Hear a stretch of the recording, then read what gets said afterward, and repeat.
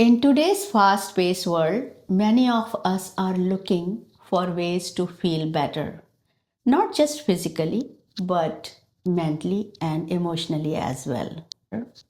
Alongside modern medicine, there is growing interest in complementary practices that support overall well being.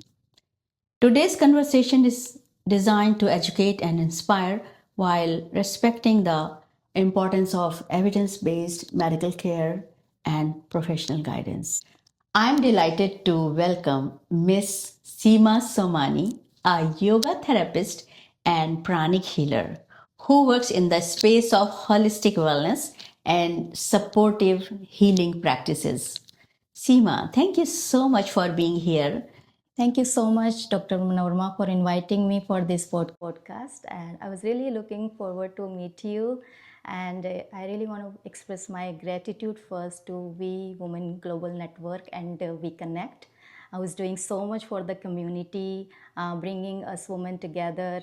And it's really inspiring when I see so many women together and working in different fields and in different areas and very like-minded, so we can all grow together. It's really incredible, Dr. Manorma, and I'm really grateful. And today I'm really happy and excited and nervous to meet you here. No, thank you so much. But you don't have to be nervous. Yeah. We are meeting for the first time, but it doesn't matter. Like of course, I am seeing your work online, and you are part of group for a long time.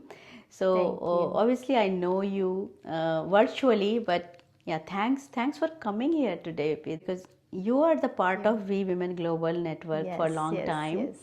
And I see your work, and you are also doing a lot of volunteer work with the women.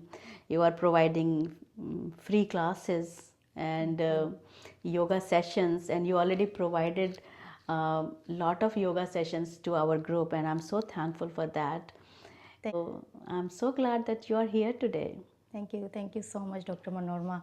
And thank you for the kind words you expressed for me. And it's always the connection as yoga just happened to me, maybe just to share this to this community and to meet that way to different people, different mindset people, and grow in my own journey with you all. My first question is, when people hear yoga, they often think of exercise. The concept of detox is widely discussed today. How do yogic kriyas fit into this, and what should people understand before trying them? Pure detoxification that can be done without going to any centers. Some of the detoxification I guide is we call it, there are actually, I would say, there are shat karmas we call. Shat Means six number ways six. to detoxify your body. And that comes into neti, dyoti, and the nyoli, and what do you say, Lagu Shank Prakshalan and Kapal Bhati. There are these are the one woman we can do.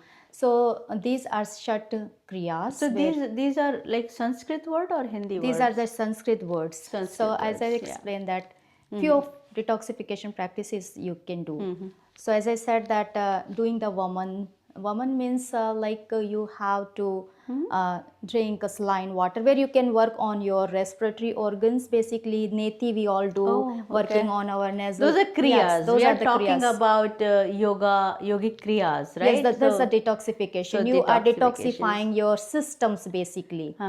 That is also the detoxification because you are completely detoxifying your body. Netis, right? So netis, you're detoxifying your respiratory organs, and while doing that Lagu Shank Prakshalan, you're detoxifying your digestive organs. And that is a process which where we have to do with the saline water. And some yoga asana practices. The whole process take about 90 minutes. And then there are more kriya called tratak kriya, that is for eye detoxification, where we have a different types of tratak. practices. And then also the Kapalbhati breathing, we known as a very popular as a pranayama practice, but actually it is a detoxification practice. Okay. Yes. So you are talking about 6 kriyas. You can do it like in 90 minutes. Digestive organ cleansing, it takes the whole process 90 minutes, Okay, about okay. 90 So minutes. one process take 90 minutes. Yes, and because Okay. it includes certain yogic practices, and then there are ways to do, and where also having for the diet also what you have to eat those particular days where you are into this process. Okay. Yeah, we can provide all the guidance beforehand, before. and your what is your medical condition is, like if your body is allowed to do that, first we have to decide on that part. Then only Kapalbhati and Tratak is the safest one, where if you, but again if you have certain eye problems, some vertigo issues and all, then we don't allow, right? Okay. So but these are the safest practice can do at home. It's not like you cannot do it. But you can teach them, Yes, right? yes, we can go through process, and Okay. I have done many, and I have seen the results with the full cleansing. Okay. Yeah. So, Seema, you are talking about doing all these practices. So, my question is, how can individuals safely incorporate simple cleansing practices as part of a balanced wellness routine? Yeah, that's a good one to understand. First thing that we always see the medical condition of a person first. If your body, if your health is allowing you, then only we do it. Suppose if a person is doing the whole digestive system detoxification, then there are certain yogasana practices. If your body is not allowing you to do that, we will not take you. I mean, that one have to have some restrictions on certain practices. So of course, based on your medical history, based on your own willpower, and you want to do it or not, it just depending on all those situations we work on, we talk on that, and then we explain well that what and how it is going to be. Okay. And you also talked about breathing and pranayama. Yes. So, let's move on to breathing part. So, breathe is something we often take for granted, right? We are sitting and breathing in and out. Right, So, right. but why is it considered such a powerful tool in yoga? Yes, pranayama, that comes at last once you have to learn how to breathe. Most of the time I see people start doing pranayama practice, start alternate nostril breathing, the inter ujjayi breathing, doing all different kind of breathing, Surya Bhedan, Chandra Bhedan. There are Ashta Kumbhak, we call it. There are 8 kind of different breathings. 800? 8 kind of Oh, 8. 8 kind of different breathings, pranayama. Okay. And when we see the therapy side of, then certain breathings are, I mean, all the breathings are not for everyone. So that we have to keep this in mind. If you have high blood pressure, you can't do Surya Bhedan Pranayama. Pranayama is different than Surya Namaskar, right? Surya Namaskar is the yogic practices. Again, the that's a postures and all. practice, not a breathing. Breathing. Yeah. Breathing is there are different names Okay. of the pranayama, where they all have that depends on how your body allows you. So there are cooling breathing, there are heating breathing. Okay. So yoga practice is different than breathing practice. yes, breathing is different. Yes. Breathing is different than yoga practice. Interesting. Yeah, and we first have to learn the basics, starting from your abdominal breathing. Sometimes the students coming in and they brag this, oh, I've been doing yoga for many years. You said, okay, got you. So what do you want to know about that? Said, I want to advance my practices.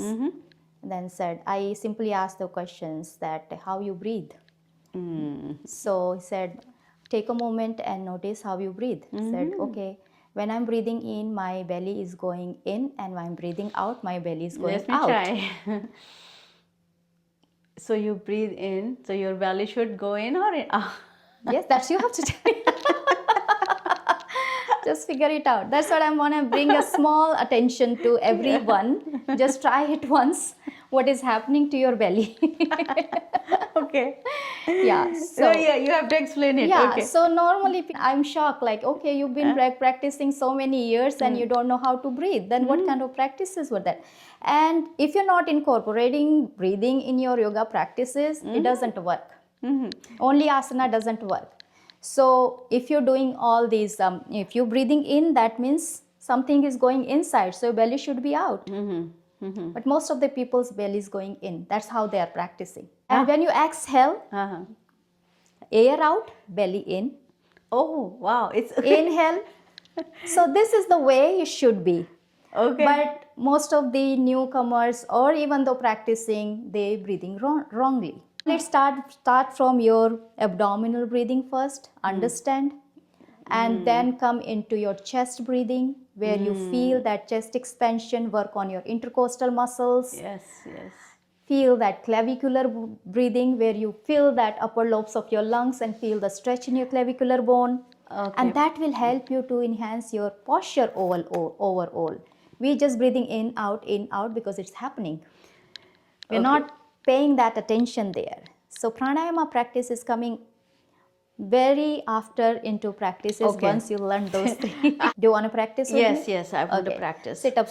Now, try to feel the flow of your breath. The first breath you're taking in, just notice your belly and your spine it's going movement. opposite. And at your belly. Now inhale, you can watch me. Okay. Wow, I'm doing it wrong. You kidding me? Yes. Okay. Just try and practice, and I'm sure many of you been practicing, but still for those viewers who are not practicing this correctly, your inhalation, just when the air is going in, you should be feeling that your abdominal muscle right here in between your stomach and your diaphragm, and your at your between your rib cage is your diaphragm muscle is pushing down. That is pushing down. That means your belly is going outside. When you exhaling, it pushing up. The air is going out, so your belly is going in. So the movement is of your diaphragm muscle. It's not your belly movement. It is the muscle that is helping you to breathe in and out.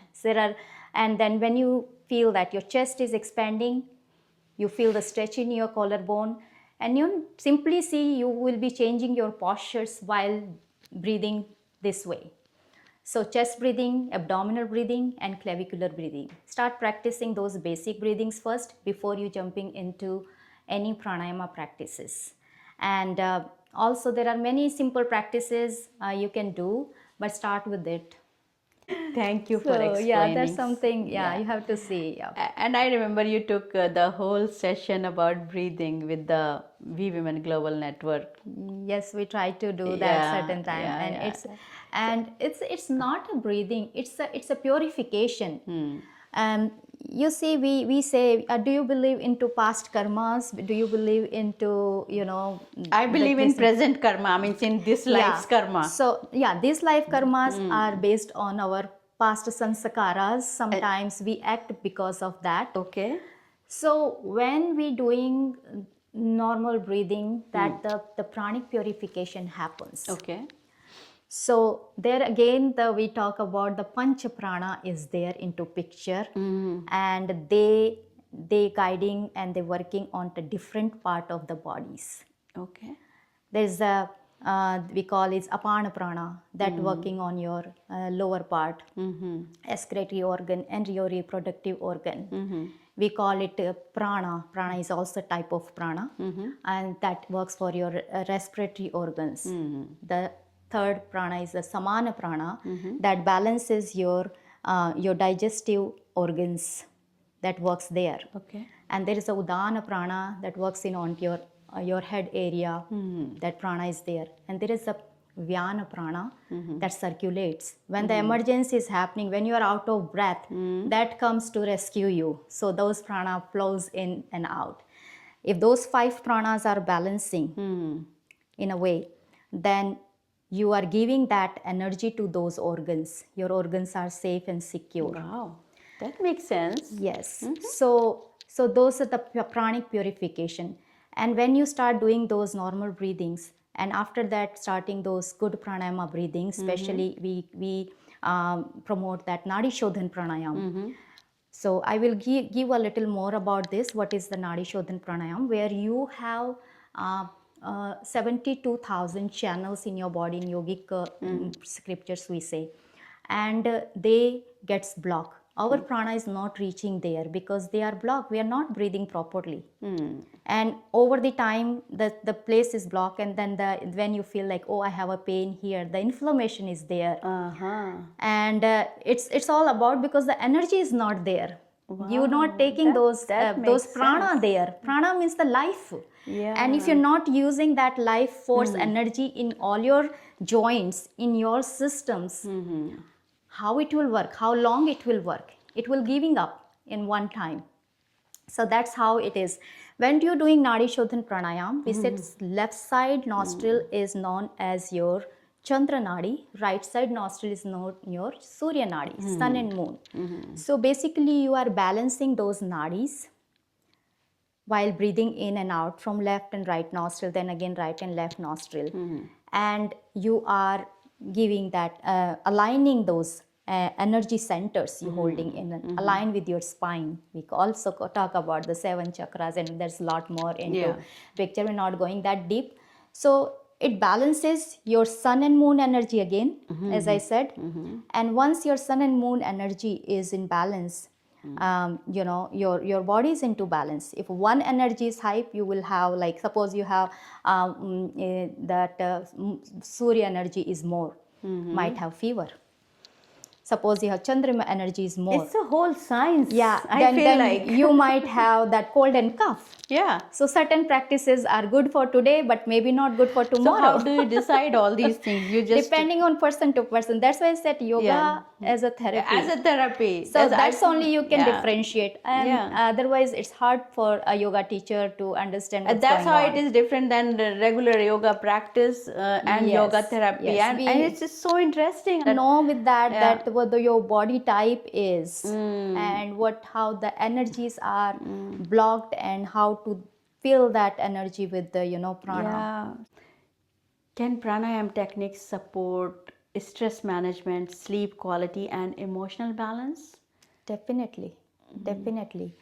It supports. It's not just the sleeping pattern, it's all your systems.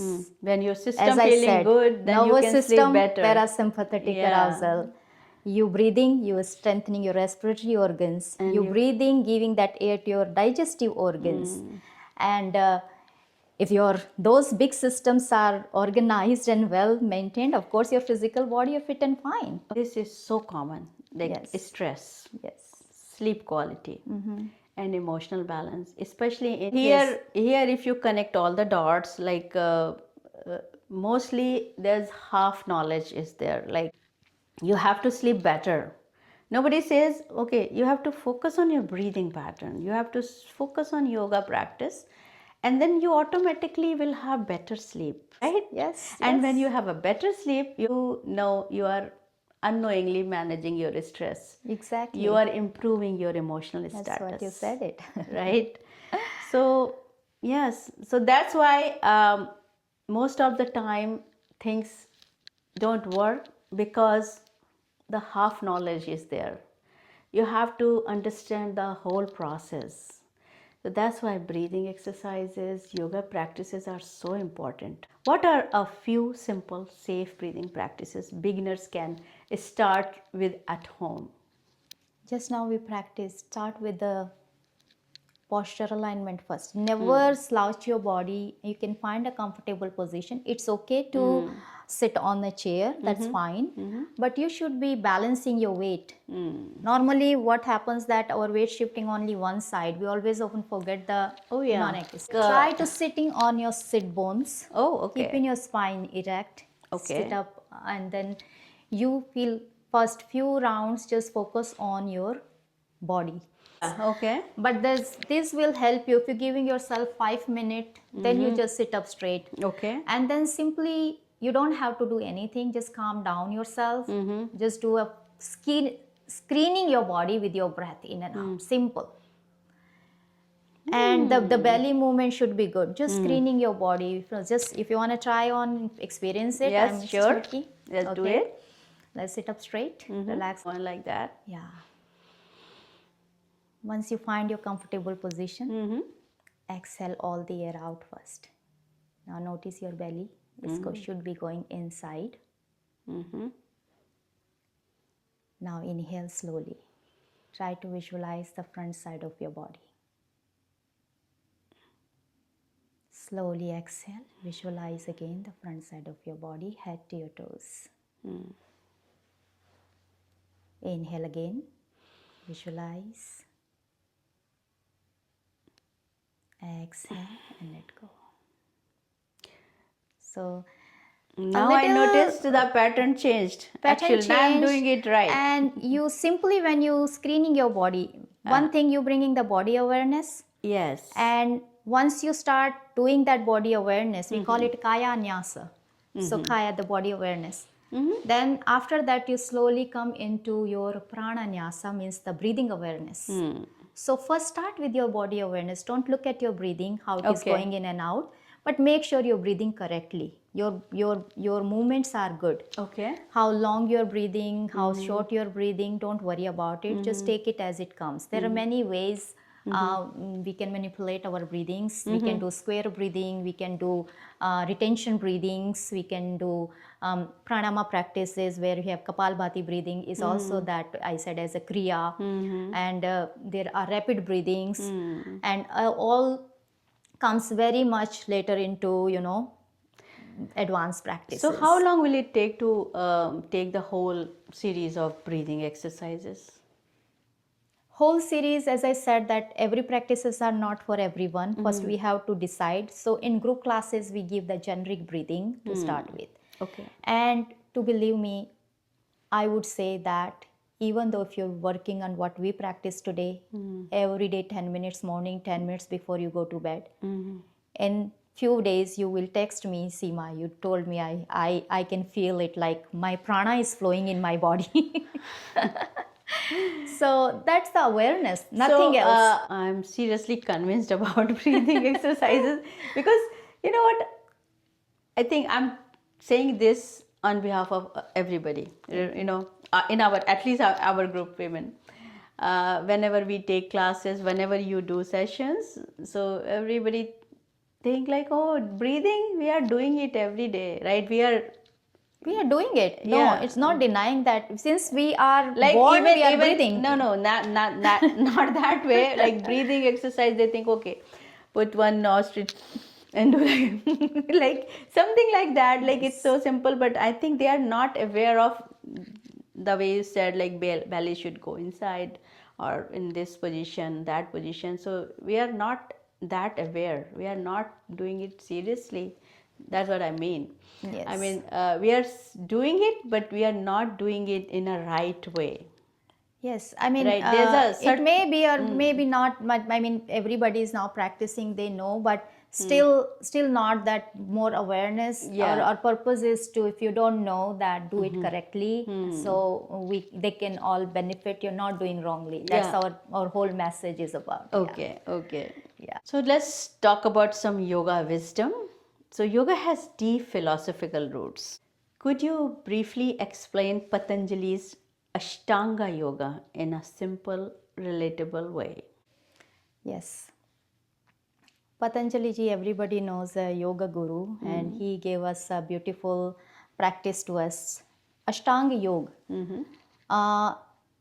There are different definitions about it, but Patanjali ji Ashtanga Yoga talks about the 8 limbs of yoga. We start with the yama, niyam, asana, pranayama, pratyahara, dharana, dhyana, samadhi. So those are the Ashtanga Yoga, and its whole science behind it. I did one yoga therapy course with one of the Guruji, and he completely written a book on epigenetics based on Patanjali Yoga Sutra. That how you can change go into a cellular level and change your cells, your genes, and with those practices.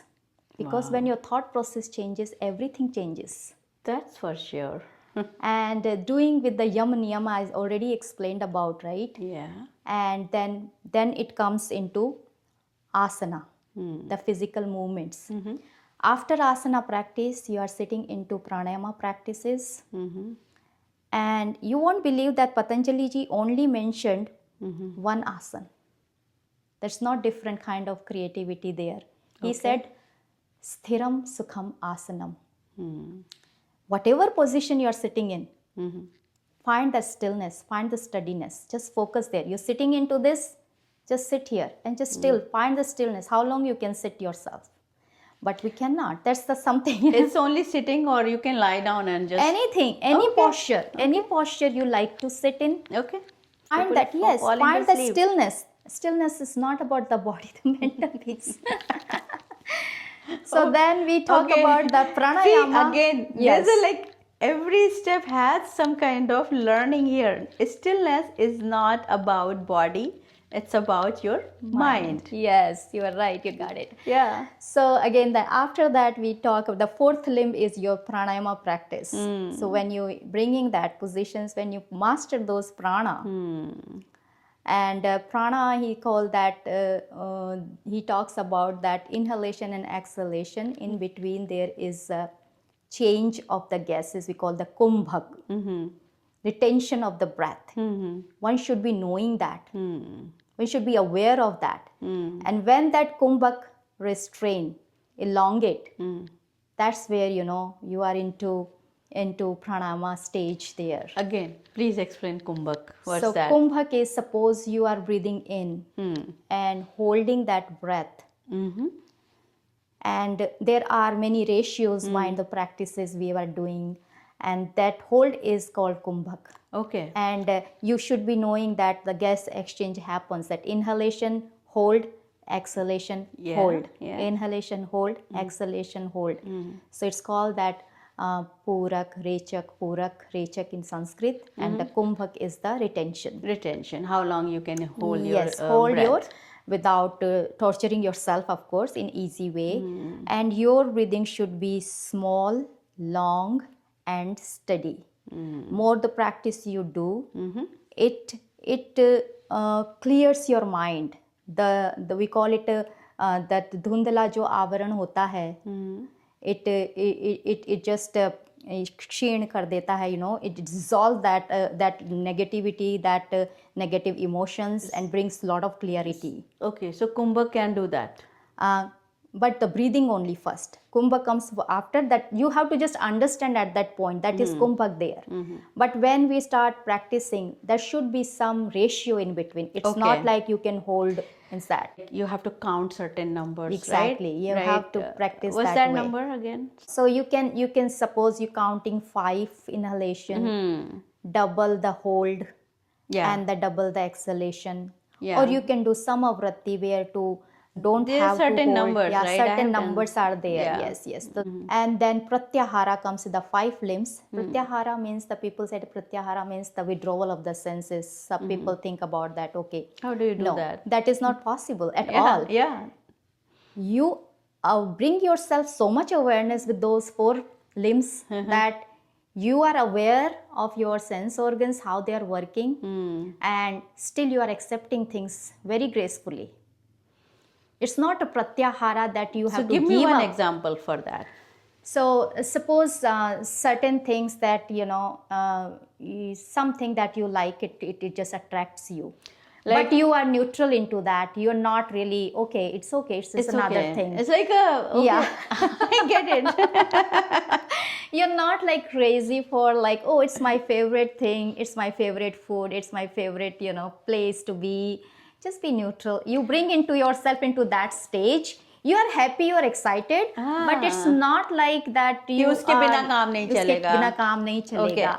And you bringing yourself into like in emotional stages that you're preparing your body to how to face and balance yourself into those willpower stages. Yes, just bring into this, that kind of state. It's like a willpower plus your like mind a and body detachment. Exactly. Right? Yeah, detachment. It's just that, but you are aware of. You are aware of it, but it's not it doesn't affecting bothering you that Yeah. much. Exactly, तो you मतलब understood. क्या उसके लिए एक Hindi word है like क्या बोलते attachment नहीं है, कोई चीज Right. ज्यादा एक्साइट नहीं करती, ज्यादा सैड नहीं करती, लाइक हाँ, यू वो आर समत्वम, neutral. that you have to bring the samatvam yoga uchyate. Krishna Bhagwan ji said into Gita that equilibrium should be there into all the situations. That's Okay. what you reach to that stage.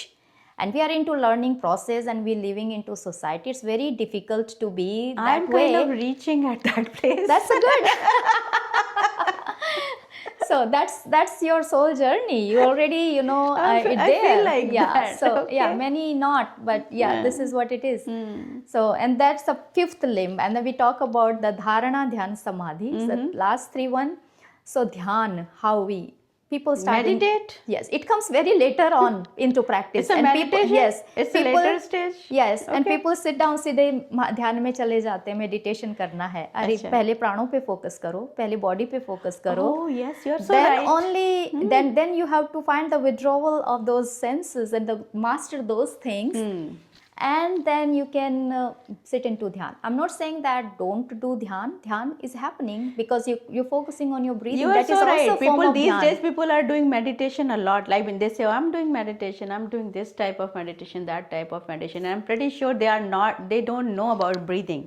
They And don't know about yoga so- practices. And you are saying first you have to master in that, and then you move on to meditation. You can start your journey, as I said, that it's soul journey. Everybody is different into their situations, into their practices. Okay. I'm not denying to that, but this is how the Patanjali ji mentioned that Okay. you can bring something to focus on. Where sometimes we have guided meditation, sometimes we put some music. Sometimes we just looking at one place or word pictures or omkar pictures and focusing there. So bringing something into for dhyan. Okay. We just doing this dhyan for 10 minutes, 15 seconds, or then we distract, then we come back, then distract. And that distraction will simply turn into a dharana where you go in little bit deep into your practice. It's just nirantar abhyas, that everyday practice will bring you to that situation. And over the time, the whole journey about Ashtang is getting that liberation part, and that's the higher level that we I got also- it. That is liberation. Yeah. So dhyana, dharana, samadhi. Ah. So that samadhi is kind of where you are one into one whole. Yeah. Yes, we are enlightened within, and we know and we are aware of. Okay. Yeah. Very interesting. I don't know if you guys are having fun or enjoying this conversation, but I am really enjoying this conversation and I'm learning. And there's so much information. There's so much new information actually. So we often hear about Hatha Yoga, which is very popular, right? How does it fit into modern practice? So as I mentioned, Ha and Tha is sun and moon. Ah, That's okay. what the whole I already talked about. Yes. That Hatha Yoga is that. Yes. You're you did, balancing you the did. both side of your body Yeah. with all yogic practices. It came into very later into picture, and there are many scriptures written on Hatha Yoga, and it's a very good practice where you're working your right and left side of your body with those asana practices and your breathing practices, balancing that your masculine and feminine energy. Doing Surya Namaskar for sun energy, doing Chandra Namaskar for your feminine energy. So there are many ways to balance these, and Okay. once this balance, of course, we are aligned. So I'm pretty sure after listening all these things, you must be motivated to start your own yoga journey. So my question is for those who are completely new. So for someone completely new to yoga, what is the safest and most practical way to begin? Everybody is new into journey. Okay. We have to start at some point. Some point, yes. Yeah. So it's never too late. Yoga is for everyone. As I said, that is your journey. And my journey will not be the same as yours journey and your journey. So just explore yourself. It's a journey within. Okay. So just explore yourself. And there are many physical movements if you're not able to do. Start with the basics. We have the Sukshma Vayam, Sthula Vayam. We call it that micro and macro movements Sushma of the and joints. sthul. Yes. Right, micro and So, macro. so you work on your joints, you work on some practices, dynamic movements, whatever works for you, just try it. And with that, if you incorporate that breathing patterns, and then also those meditative practices, we call it yoga nidra and other cyclic meditations are there, omkar meditations are there, and it will bring your all over well-being and holistic approach. And at the same time, if you starting with your yogic diet and nutrition, detoxification will help you to all over wellness. So, how can individuals stay consistent while respecting their body's limits and any existing medical conditions? You be kind to yourself first thing, always. Yeah. Listen to your body, Yes. listen to your mind, and just move on. It may be a small step, but it's always the first time. You have to take it for yourself. No one can take it. That's really Yes. great. That's really good explanation again. So, how does yoga gradually evolve from a physical activity into a more holistic lifestyle practice? We're coming back into same picture. 5 sheets of your body. Ahar, vihar, achar, vichar. Yeah. Breathing. And this whole journey is, as I said, that is a transformational. And this is every day, small step every day, and you will see the changes. You need to just surrender and trust the process. How would you describe pranic healing as a complementary wellness approach? Just like yoga, pranic healing is also work into your prana. Yoga is also the complementary practice, and where you have to move your body into different ways. But pranic healing is different than yogic practices. So it's more into that energy world. We are into energy world, and we getting the energy from the nature. We get the sun, earth, water, fire. We getting the whole energy from there. And every article in this room is holding an energy and aura. When we see our physical bodies, there are 7 chakras we talk about, and we talk about the prana.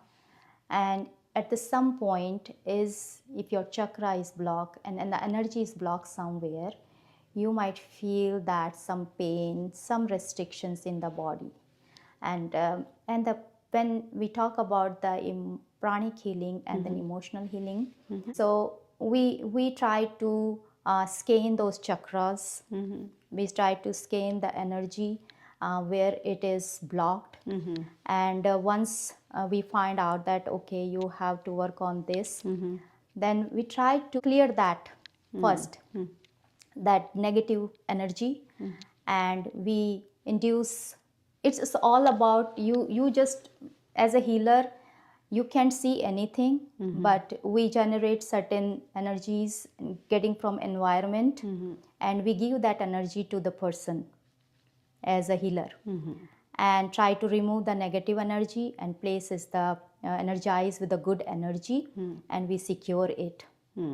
And doing those practices few days till you feel the result, but of course not on the top of any medical treatment that is going on together. This is all complementary, where you are working inside or your inner body, your chakra, your energy centers.